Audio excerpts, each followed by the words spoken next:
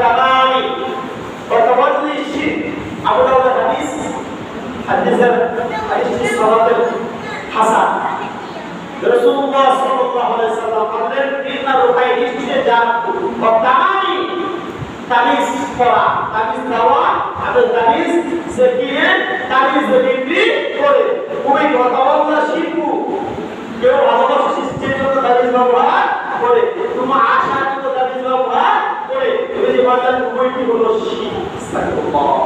এখন আসলে আপনার আমার ছেলেদের যেমন আপনি রোগ মুক্তির জন্য কি করেন, তামার আংটি ব্যবহার করে, আসলে তামার আংটি ব্যবহার করে, ধাতুর আংটি ব্যবহার করে, এটাও শিখ। এবং 2 নম্বরে গাভীর যেন কোনো ক্ষতি না হয়। আপনার যে বাড়িতে গরু আছে, সেই গরু বাছুরের গাভীর যেন কোনো ক্ষতি না হয়, এই সামরার এক জাতীয় জিনিস কবিরাজ তার কাছ থেকে গরুর গলার মধ্যে বাঁধে বেঁধে দিয়েছে, এটাও শিখ। 3 নম্বরে বাচ্চাকে যেন শয়তানে আশ্রয় না করে, বাচ্চা যেন রাতের বেলা প্রস্রাব না করে, কি করে আমরা কবিরাজ বাবাদের গলা থেকে কি করি, তাবিজ এনে বাচ্চার কবরে গলায় অথবা ইত্যাদি জায়গাতে দিয়ে দিই, এটাও শিখ। আস্তাগফিরুল্লাহ। এই কাজগুলো করা যাবে না।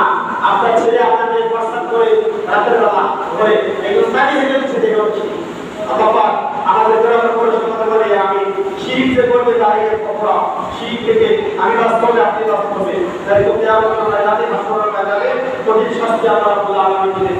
আমি দিয়ে কাজ বলেছেন যদিও সময় সংকীর্ণ হয়, নবী করিম সাল্লাল্লাহু আলাইহি ওয়াসাল্লাম হাদিসের মধ্যে সেই কথাগুলো বারবার আমাকে আপনাকে জাগিয়ে দিলেন, শুনিয়ে দিলেন, আপনি আমি যেন